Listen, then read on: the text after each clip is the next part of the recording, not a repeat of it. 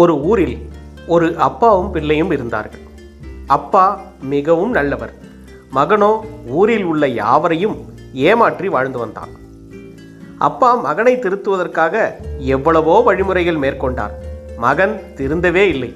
முடிவாக அவர் தன் மகனிடம், நீ ஒவ்வொரு ஆளை ஏமாற்றும் போதும் நம் வீட்டு கதவில் ஒரு ஆணி அடிக்கப் போகிறேன், அதை பார்த்தாவது நீ திருந்த வேண்டும் என்று சொல்லி, அதன் பிறகு அவன் செய்யும் ஒவ்வொரு ஏமாற்றுத்தனத்துக்கும் ஒரு ஆணி அடிக்க துவங்கினார். மகன் எதை பற்றியும் கவலைப்படாமல் ஊரை ஏமாற்றி வந்தான். இப்படியே வருடங்கள் கடந்தன. ஒரு நாள் இரவு அவன் வீடு திரும்பி வந்தபோது தன் வீட்டு கதவில் ஆயிரக்கணக்கில் ஆணிகள் அடிக்கப்பட்டு இருப்பதை கண்டான்.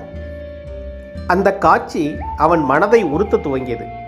ஆணிகளை தன் விரலால் தொட்டு பார்த்தான். இடைவெளியின்றி ஆணிகள் அடிக்கப்பட்டிருந்தன.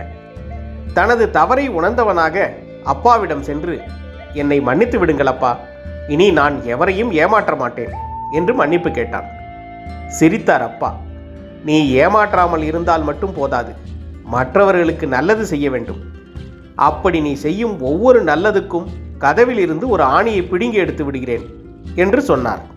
மறுநாளிலிருந்து மகன் தன்னால் முடிந்த அளவு உதவிகள் செய்ய துவங்கினான். அப்பாவும் அவனது நன்மைக்கு ஏற்ப கதவில் இருந்த ஆணிகளை பிடுங்கிக் கொண்டே இருந்தார். ஆனால் ஏமாற்றுவதைப் போல உதவி செய்வதை அவ்வளவு வேகமாக செய்ய முடியவில்லை. ஆகவே அவன் ஒவ்வொரு நாள் வீடு திரும்பும் போதும் கதவில் இருந்த ஆணிகள் உற்று கவனிப்பான், வேதனைப்படுவான். எப்படியாவது அந்த ஆணிகள் ஒன்று கூட இல்லாமல் செய்ய வேண்டும் என்று மனதுக்குள் உறுதி எடுத்துக்கொண்டான். பல வருடங்கள் கடந்தன. அப்பாவும் வயோதிகம் அடைந்து படுக்கையில் வீழ்ந்தார்.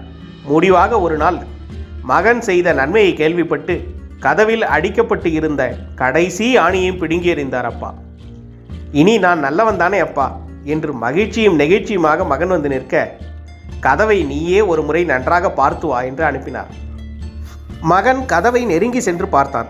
கதவில் ஆணிகள் எதுவும் இல்லை. ஆனால் ஆணி அடிக்கப்பட்ட அத்தனை துளைகளும் அப்படியே இருந்தன.